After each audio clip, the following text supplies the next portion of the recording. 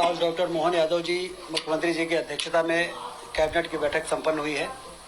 उसमें इंडस्ट्री और इरिगेशन के क्षेत्र में बड़ी योजनाओं की स्वीकृति हुई है। उसकी डिटेल मैं आपको बताऊंगा। उसके पहले भारत सरकार ने एक बड़ी सौगात दी है मध्य प्रदेश को और हमारे मालवा निमाड़ के इलाके को। इंदौर, उज्जैन से धार, खरगोन, इस पूरी पट्टी को ले जाके और मनमाड़ जो रेलवे स्टेशन है जो मुंबई से कनेक्ट करता है और इधर ग्वालियर से कनेक्ट करता है, उस रेलवे लाइन के लिए 18,000 करोड़ रुपए स्वीकृत हुए हैं। कल रेल मंत्री जी ने इसकी घोषणा की है और इससे न सिर्फ वो इंडस्ट्रियल कॉरिडोर विकसित होगा बल्कि उस पूरे इलाके के सामाजिक और आर्थिक तरक्की के दिशा में मील का पत्थर साबित होगा। इसलिए मुख्यमंत्री जी ने आज इंदौर में भी पत्रकार वार्ता की है और प्रधानमंत्री जी और रेल मंत्री जी का धन्यवाद उन्होंने दिया है। यह योजना 2028-29 तक पूरी होगी और उस क्षेत्र के विकास में महत्वपूर्ण भूमिका निर्मित होगी। इसके साथ ही लोकमाता अहिल्याबाई होलकर जी की 300वीं जयंती समारोह समिति का गठन किया गया है, जो विभिन्न कार्यक्रमों के आयोजन वर्ष भर हो गए। हम सब जानते हैं कि अहिल्याबाई ये बहुत ही धार्मिक और एक ऐसी रूलर रही हैं जिनके प्रति लोगों की आस्था, उनके विकासशील सोच और धार्मिक आस्था खासतौर से जो उनके अंदर थी, उसके कारण लोगों के मन में एक विशेष सम्मान लोगों के मन में है। इसलिए ये जयंती समारोह समिति का गठन हुआ है। वृंदावन ग्राम योजना हर विकासखंड में, हमारे मध्य प्रदेश में 313 विकासखंड हैं, हर विकासखंड के एक गांव को चयन किया जाएगा और वृंदावन ग्राम का नाम दिया जाएगा। इस ग्राम में दूध उत्पादन को बढ़ावा देकर किसानों की आय को दोगुनी करने का लक्ष्य रहेगा। उद्यानिकी और औषधि पौधों की खेती को बढ़ाने के लिए वहां पर एक आदर्श कार्य शुरू किया जाएगा। गोबर आधारित गतिविधियों को प्रोत्साहित करना, गौशाला की स्थापना करना, समस्त आवासों को सौर ऊर्जा से सूर्य घर बिजली में इसको बदलना, सामुदायिक सार्वजनिक शौचालय की व्यवस्था, खेल मैदान, लघु वनोपजों के संग्रहण और संवर्धन केंद्र की स्थापना करना, श्री अन्न के उत्पादन को बढ़ावा देने आदि कार्य किए जाएंगे। जिससे जो भी ऐसे कार्य हैं जिसको हम नवाचार मानते हैं, वो सारे कार्य जब एक गांव में विकसित होकर तैयार होगा तो फिर उस तरीके से अन्य गांवों के विकास के लिए उस दिशा में आगे बढ़ने का एक उदाहरण के रूप में ये वृंदावन ग्राम स्थापित किए जा रहे हैं। पंचायत एवं ग्रामीण विकास विभाग इस योजना के विस्तृत दिशा निर्देश जारी करेगी। समस्त नगरीय निकायों में गीता भवन की स्थापना होगी।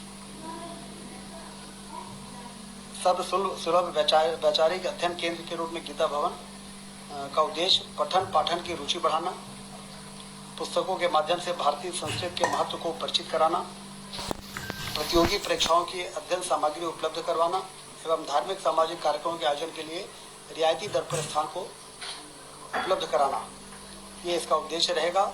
नगरीय प्रशासन एवं आवास विभाग द्वारा इसके दिशा निर्देश जारी होंगे। अभी पिछले दिनों 28 अगस्त को ग्वालियर में रीजनल इन्वेस्टर समिट हुई थी, कॉन्क्लेव, जिसमें 4,000 से अधिक प्रतिभागियों ने हिस्सा लिया और 15 अंतर्राष्ट्रीय प्रतिनिधियों ने हिस्सा लिया। बहुत सफल रही है ये समिट।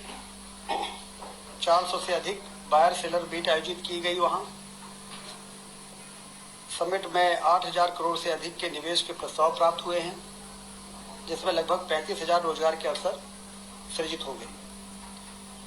सागर एवं रीवा में भी रीजनल इन्वेस्टर समिट शीघ्र ही आयोजित की जाएगी आने वाले महीनों में।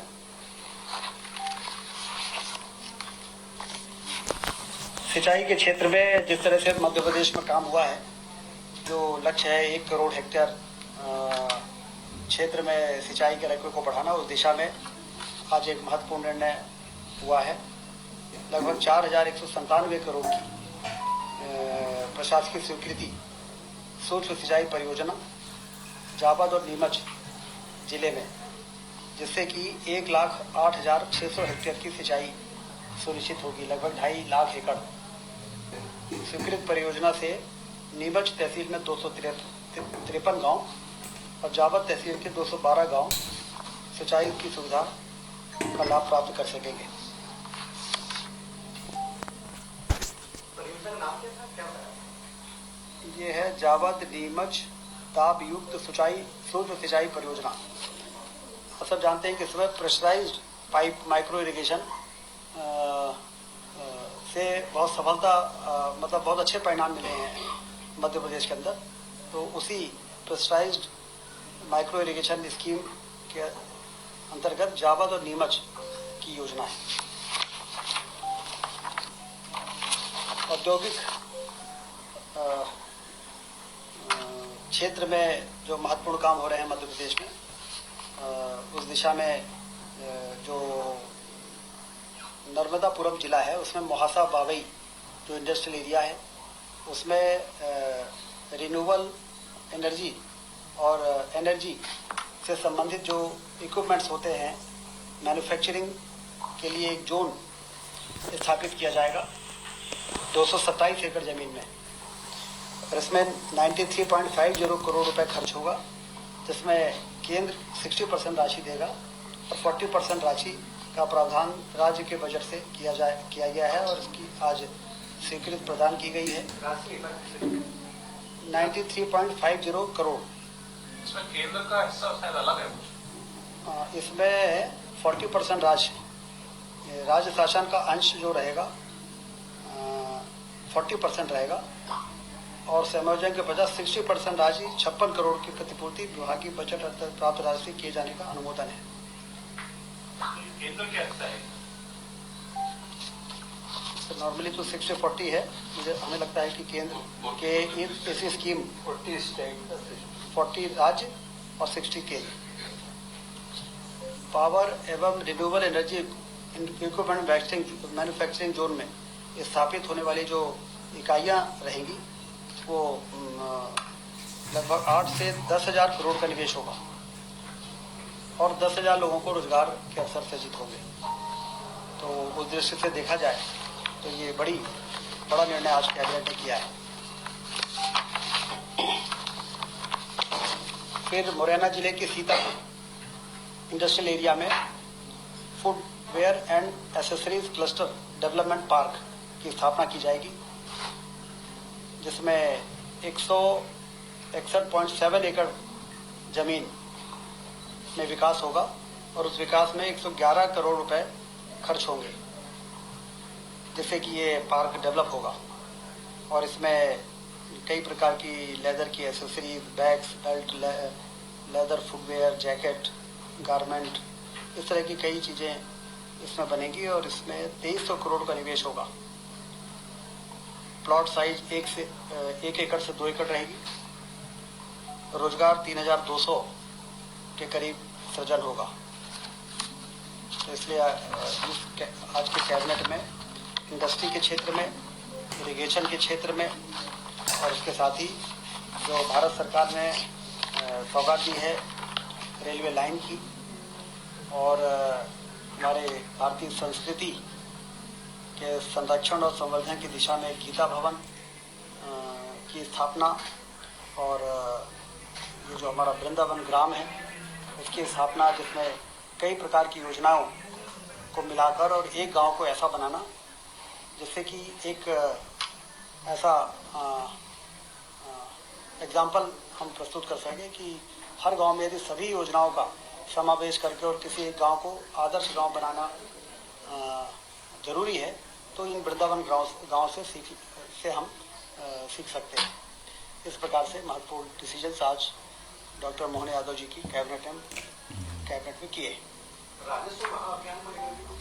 राजस्व महाअभियान, बहुत अच्छी बात आपने कही। राजस्व महाअभियान में पहले चरण में 30 लाख और दूसरे चरण में 50 लाख,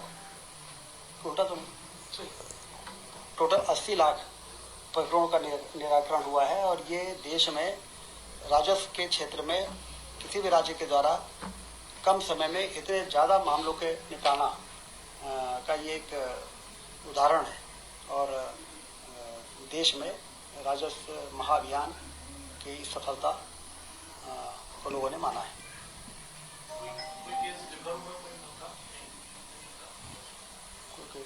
बाकी तो पेंशन और इन सब चीज़ों के रहते हैं। अभी जिलों का दौरा कर रहे हैं, वादों को बुलाना है, तो इसको लेकर कोई फीडबैक आया है तो कैबिनेट को औपचारिक फीडबैक अच्छा आया है कि ज़्यादातर लोग इसमें तो पहुंच ही गए थे अपने झंडारोहण वाले कार्यक्रम में।